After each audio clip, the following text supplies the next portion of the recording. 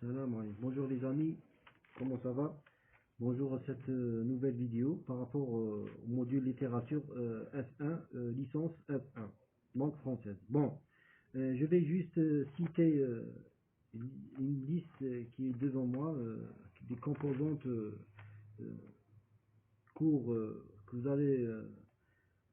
avez fait durant votre, je crois, premier semestre, oui. Vous avez l'indice, forme, position de narrateur, type de narration, point de vue, entre parenthèses la focalisation, moment de narration, lors de la narration, schéma actentiel, le rythme, les périodes littéraires, et la référence à la situation de la communication.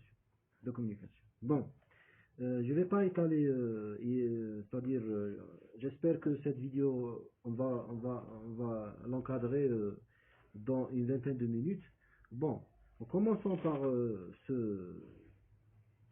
je vais choisir des concepts qui sont très importants par rapport, par exemple, bien sûr par rapport à la littérature, mais par rapport aussi à votre traitement, ou bien comment vous allez traiter les questions d'une vision littéraire. Bon, tout d'abord, on va commencer par les époques littéraires. On a 1, 2, 3, presque 4. On a 4 époques qui sont programmées pour cette année. On a 1, le Moyen-Âge, entre parenthèses, l'obscur, ou bien qui incarne ce qu'on appelle l'obscurantisme, ou entre parenthèses l'humanisme. 2, la Renaissance, ça a duré presque 50 ans, pendant le siècle, 6e siècle. Puis 2, la Pléiade, c'est un groupe de 7 poètes c'est-à-dire dirigé par Ronsard, écrivain et poète également. Cette période a duré, je dirais, 50 ans. Et ce mouvement est apparu en parallèle avec la Renaissance, c'est-à-dire au fur et à mesure. Puis arrivé les guerres de religion entre 1562 et 1598, et ils ont mis fin à la période de l'humanisme. Bon, ici, les principes, c'est-à-dire constitutifs, ou bien les principes caractéristiques de l'époque de l'humanisme, on a l'Antiquité, entre parenthèses gréco-romaine. 2, la nouvelle vision des philosophes. 3, la nouvelle vision politique, ou bien la vie, ou bien l'opinion des politiciens de cette époque. 4, nouvel rapport à la religion, c'est-à-dire une nouvelle vision, parce qu'on sait bien que la religion a été mise en question. Bon, et on a aussi les auteurs et les écrivains, poètes, c'est entre écrivains et philosophes, la majorité sont les plus c'est-à-dire les plus connus de cette époque. On a Ronsard, on a Gargantua de Rabelais, et on a le prince de Machiavel. Vous avez Montaigne. Il y a c'est-à-dire il y a des œuvres avec liées au auteur. Par exemple, lorsqu'on dit Gargantua, c'est l'œuvre de Rabelais. Le prince de Montaigne, le prince de Machiavel. Voilà, le prince de Machiavel, c'est un écrivain. Ce que vous devez retenir, c'est Ronsard, Gargantua, Rabelais et le prince de Machiavel. Ou bien juste 3, c'est suffisant, je pense. Parce que maximum, si vous aurez comme question, citer 3 des philosophes qui ont, ou bien des écrivains qui ont incarné cette époque, ou bien c'est ça. Bon, point virgule à la ligne. Suivez-moi mes amis. Bon, ce que vous devez reconnaître et mémoriser et retenir, c'est que dans les périodes littéraires, il y a c'est-à-dire je dirais 2 périodes. Il y a A et B. A, c'est celle de le grand siècle. C'est-à-dire, il porte ce nom, le grand siècle. Et B, on a ce qu'on appelle le siècle des défis. Bon, concernant le grand siècle, fut c'est-à-dire le déclenchement vers l'étincelle et l'élan qui a créé toutes les périodes littéraires. J'ouvre une parenthèse, mes amis, ça c'est mes résumés, hein. Ça c'est pas l'explication de l'enseignant, non. Ça c'est l'œuvre de l'Abdullah. Bon, on a dit quoi? Dans le grand siècle bien, vous pouvez utiliser le passé simple, bien était, c'est-à-dire être, dit était, bien fut, c'est, c'est, c'est, on peut dire ça, c'est faisable. Fut ou bien était le déclenchement, bien l'étincelle et l'élan qui a créé toutes les périodes littéraires. L'élan, c'est-à-dire quelque chose qui a poussé, ou bien oui, qui a poussé cette. Bon, quand, c'est-à-dire on doit aussi donner le siècle, c'était en 17e siècle, 17e siècle. Bon, les composants de grand siècle, il est composé de, ou bien on a des périodes dans ce grand siècle, le fameux grand siècle, on a le baroque, puis on a, avec ses caractéristiques,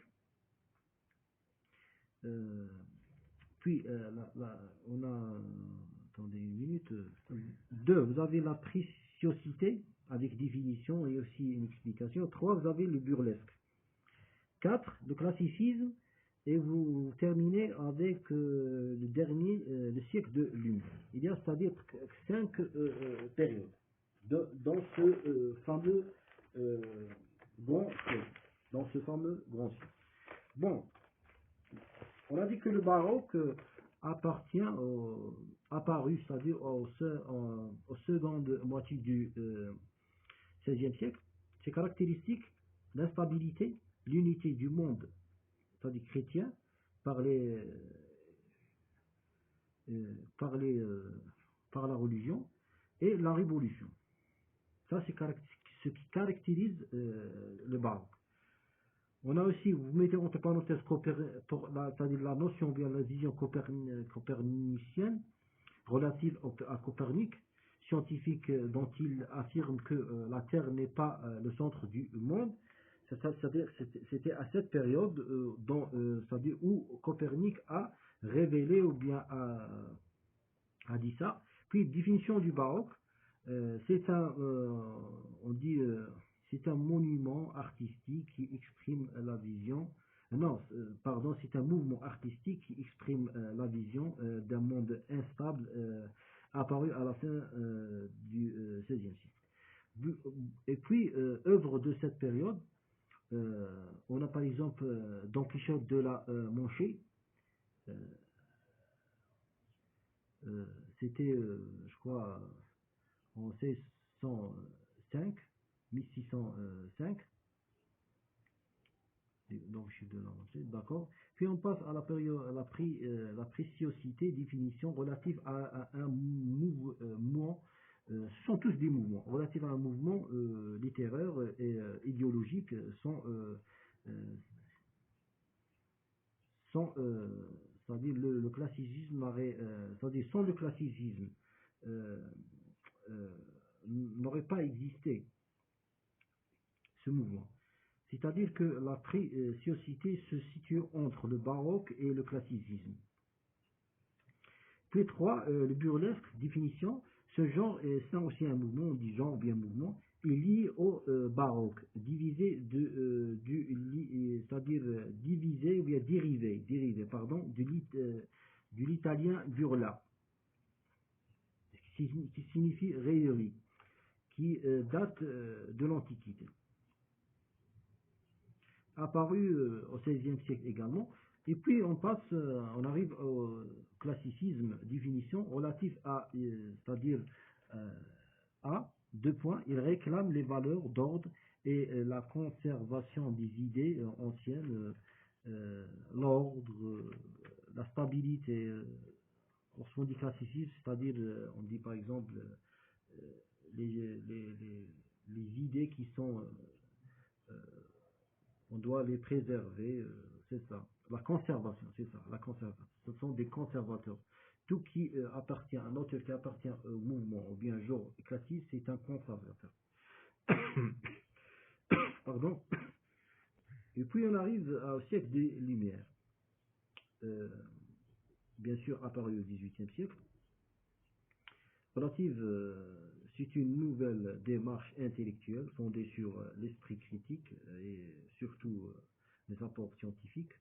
Et c'est aussi, on peut dire, c'est une indignation, bien soulèvement des écrivains et des auteurs contre l'injustice, contre la monarchie, contre l'inégalité, pour créer un monde stable, euh, une société digne d'un humain.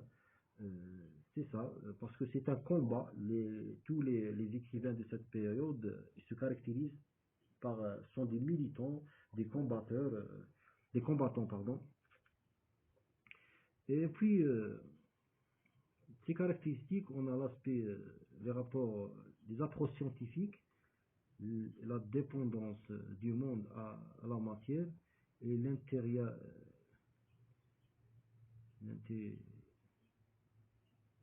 c'est-à-dire l'essentiel, ça, c'est parce que vous savez bien que c'est il faut pas compliquer les choses, prendre l'essentiel et vous devez juste retenir la définition et quelques caractéristiques. Et surtout, vous mentionnez, c'est-à-dire le siècle, la date, parce que c'est très important, et quelques œuvres, si vous connaissez, ou bien des écrivains, ça aide à bien encadrer votre réponse. Et maintenant, en arrivant c'est-à-dire à la période B, qui est celle de siècle des défis. Le siècle des défis, se caractérise de ce qu'on appelle le romantisme. Et puis, vous avez le réalisme. 3, le symbolisme. Et je pense que c'est 3, juste 3. Bon, maintenant on va commencer par définir. On a dit que la définition du romantisme, si relative, c'est un, on dit un vaste mouvement culturel et artistique, tout simplement. C'est un vaste mouvement culturel et artistique. Vous pouvez ajouter que lié à, par exemple, vous dites à, à, des, euh, à des notions, je dirais pas philosophiques, mais littéraires, qui sont nouvelles et qui sont liées à ce qu'on appelle toute chose relative à la beauté, au style et registre qui caractérise le bien, qui veut présenter la langue dans une nouvelle robe, une nouvelle inspiration, une nouvelle perspective de la langue. Le romantisme est toujours différent des autres périodes par rapport au style oui, par rapport au sujet et style. Ici, on évoque par exemple le père, qui n'est pas le père fondateur, mais il symbolise le romantisme. Lorsqu'on dit romantisme, c'est-à-dire on a toujours le nom de ce précurseur qui est Victor Hugo. Et puis on arrive on a dit apparu à la fin du 5, 6, 7, 18e siècle, puis il s'est développé au début du 19e siècle. Ces caractéristiques, l'expression des sentiments, bien sûr, la nature, la beauté, on a dit aussi une nouvelle perspective dans les nouveaux sujets, un peu l'aspect rebelle des nouveaux sujets, le défi, aussi il réclame ou bien il défend l'injustice, il est pour la stabilité, il est pour les droits humains et surtout il défend la femme, et, la relation aussi entre hommes et femmes, la liberté en général, c'est ça. Rejetant les valeurs bourgeoises, monarchiques et tout qui était c'est-à-dire anéanté, je dirais, la culture française et la littérature. Les précurseurs, les écrivains connus par rapport au romantisme, Victor Hugo, Lamartine, Musset, Chateaubriand. Et puis on arrive le réalisme et le naturalisme. Ces deux courants recouvrent c'est-à-dire la deuxième moitié du 19e siècle. Ils sont présents que dans le roman. Définition, ce mouvement décrit la réalité telle qu'elle est, sans retouche, c'est-à-dire le mal, le bien, la haine, l'injustice, l'inconscience, euh, la révolte, l'indignation. C'est-à-dire c'est une image qui reflète la réalité. On dit, on peut dire que c'est une glace qui reflète le réel. Ces caractéristiques, on a l'observation, la documentation, euh, l'objectivité dans le récit, être objectif, mais aussi la subjectivité. C'est-à-dire il y a des deux. Tout dépend du sujet traité par l'auteur ou bien. Soit vous le trouvez en train de dire je pense, je crois, je montre, je défendre, je montre, je défendre. C'est ça. Et vous le trouvez subjectif, soit vous le trouvez objectif. Il parle d'une notion, ou bien par exemple l'égalité de façon générale, ou bien de la société. Puis on a le symbolisme qui est le dernier mouvement. C'est le symbolisme relatif à deux points à l'ami. Il est contre, c'est-à-dire le réalisme et le naturalisme. Son créateur est Charles Baudelaire. Il fut apparu, bien il était apparu à la moitié du 19e siècle. Bien sûr, lorsqu'on dit symbolisme, c'est toujours on a dans l'esprit Baudelaire. Ces caractéristiques évoquent des thèmes comme la mort, la mort, c'est-à-dire la vie à l'au-delà. Euh, il a l'aspect ambiguïté, incompréhension, un peu, on dit pas l'absurde, mais on peut dire par rapport à l'incompréhension, il traite des sujets qui ont relation aux gens à l'absurde. Mais il est caractérisé aussi par des symboles, par aussi vous trouvez des figures de style comme telles que le euh, par exemple la métaphore, l'allégorie. Par exemple, on dit par exemple chez Victor Hugo ou bien la dame blanche incarne, ou bien représente chez la littérature de Hugo la mort. Trouvez ces symboles, le symbole de, par exemple, la pauvreté, le symbole de l'indignation, de la justice, c'est-à-dire de l'injustice, le symbole de, par exemple, comment dirais-je, Baudelaire, dans sa vision bien philosophique, il nous présente une littérature dont vous ressentez, ou bien vous remarquez qu'il y a d'abord un sens qui est sous-entendu, euh, et aussi on a l'impression que l'auteur, il se régale lorsqu'il voit la mort, lorsqu'il cite les morts, lorsqu'il cite euh, les lieux bien le mal, les lieux qui sont c'est-à-dire qui incarnent le mal, c'est ça. Point à la ligne, de cette manière on a terminé, je pense, ces concepts. Je vais juste ajouter quelques concepts. Ça c'est par rapport aux périodes de temps. Bon, maintenant on arrive à un autre concept qui est c'est-à-dire le schéma actentiel. Se compose de plusieurs éléments, comme on a le sujet, 1, 2, l'objet, l'adjuvant, l'opposant, destinateur, et puis destinataire. Je répète, les composants du schéma actentiel.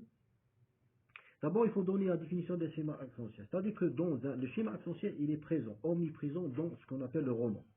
Le roman, on sait bien que ce qui caractérise un roman, on a d'abord une histoire, on a un héros, on a une quête qui va débuter, par exemple, elle a un début, elle a une fin, elle a ce qu'on appelle une intrigue. L'intrigue, c'est quoi? C'est le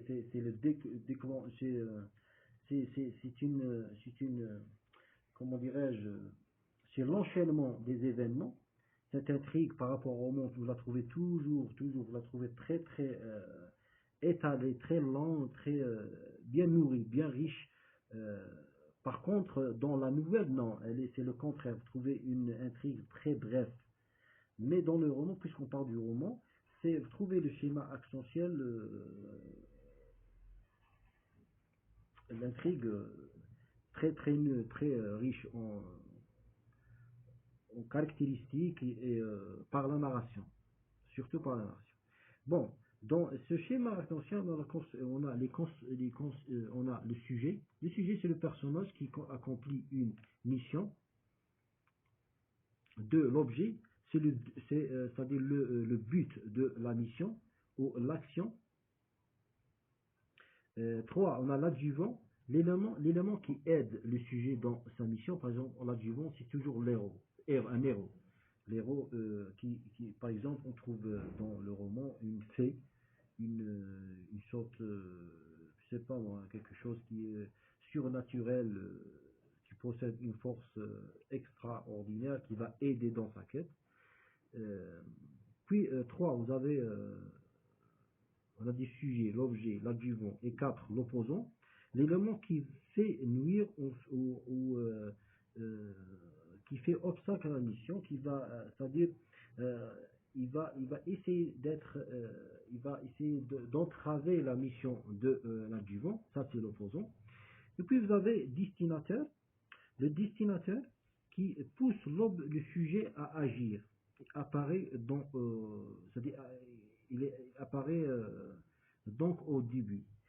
Qui pousse par exemple le sujet à agir, on parle de l'héros euh, de cette histoire, par exemple, qui pousse par exemple l'amour d'une femme, ou bien une question d'honneur, une question de principe, etc., qui va aider, qui va le susciter, qui va le pousser, qui va créer ce qu'on appelle en lui la motivation, une sorte d'élan, une sorte de quelque chose qui va le pousser en avant. Puis on arrive à le dernier élément qui est le destinataire. Ce sont tous, le destinataire, ce sont tous ceux qui, c'est-à-dire, on peut dire, euh, qui obtient un avantage au bénéfice à la fin de la mission.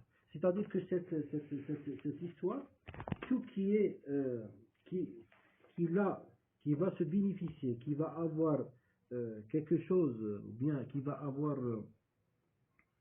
euh, une sorte d'aide ou bien avantage par rapport à cette histoire, il est caractérisé ou bien il est déterminé comme destinataire. Bon, on a terminé le schéma arc-en-ciel, point virgule à la ligne. On va parler aussi de ce qu'on appelle l'énonciation d'un texte.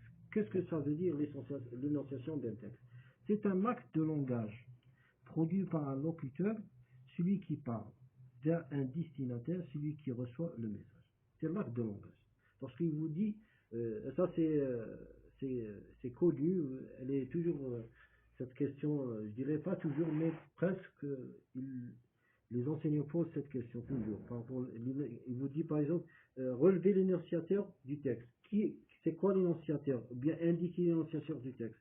Alors, vous allez connaître l'énonciation d'un texte par l'acte de langage produit par un locuteur. Celui qui parle vers un interlocuteur. Puis vous avez l'énoncé. L'énoncé, c'est quoi? C'est le produit de l'énonciation. À ce sont souvent des textes appartenant aux différents genres des textes. C'est-à-dire l'énoncé, c'est le produit ou bien le message de l'énonciation. On a dit que l'énonciateur, on a l'énonciateur, celui qui parle, bien sûr. L'énonciation, on a dit que le sujet euh, évoqué par l'énonciateur, et l'énoncé, c'est le produit de l'énonciation. Et enfin, on a les marques de l'énonciation. Par rapport à l'énonciation, on a des marques. Parmi ces marques, on va citer d'abord, l'auteur dit que qui revient à la situation de communication. On a une situation de communication, alors forcément, dans cette situation de communication, on a des marques d'énonciation. Les marques d'énonciation, mes amis, il ne faut pas se perdre, c'est facile. Ce sont des locutions dites par l'interlocuteur, par celui qui parle, d'un interlocuteur.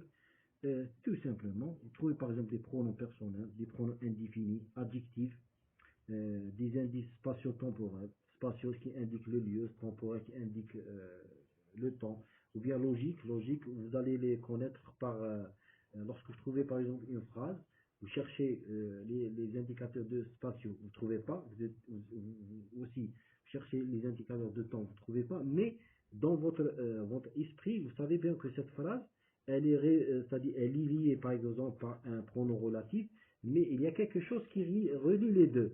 Cette chose, c'est forcément un mot grammatique, une classe grammaticale, un mot indéterminé, une préposition, etc. Alors, cette catégorie de mots, c'est un des marques de dénonciation, tout simplement. Vous n'allez pas être ébloui, étonné par le mot marque de dénonciation. C'est rien du tout. Bon, je pense que à ce niveau, on a encadré le tout. On a encadré le tout. Ce que vous devez retenir, mes amis, c'est que vous allez peut-être... cette vidéo, elle est destinée pour les gens qui vont... c'est-à-dire les étudiants qui vont entamer leur année normale par rapport aux futurs bacheliers. Ils ont choisi la langue française, soit pour les gens qui sont en retard, ou bien ils ont des dettes, ou bien un examen de remplacement, etc. Ça, c'est très important et c'est un cours pertinent, important. Vous devez le connaître et le voir et le revoir.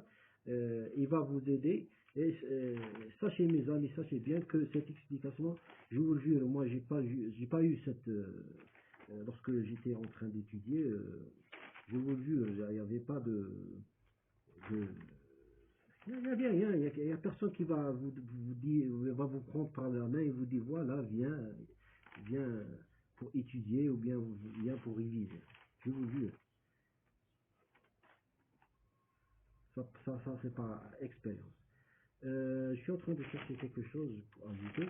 Je voulais juste vous dire que vous aurez forcément des textes, un genre de texte comme ça, tiré d'un roman, par exemple Rabelais, de Gargantua, de Rabelais. Gargantua et Pantagruel, ou bien vous aurez un poème, ou bien d'autres choses. Et il faut que vous lisez pour augmenter votre expérience et votre capacité et compétences, langagières bien sûr, et acquérir de nouveaux mots et découvrez de nouveaux horizons, tout simplement. Bon, je vous laisse, merci infiniment, et j'espère que vous visionnez cette vidéo.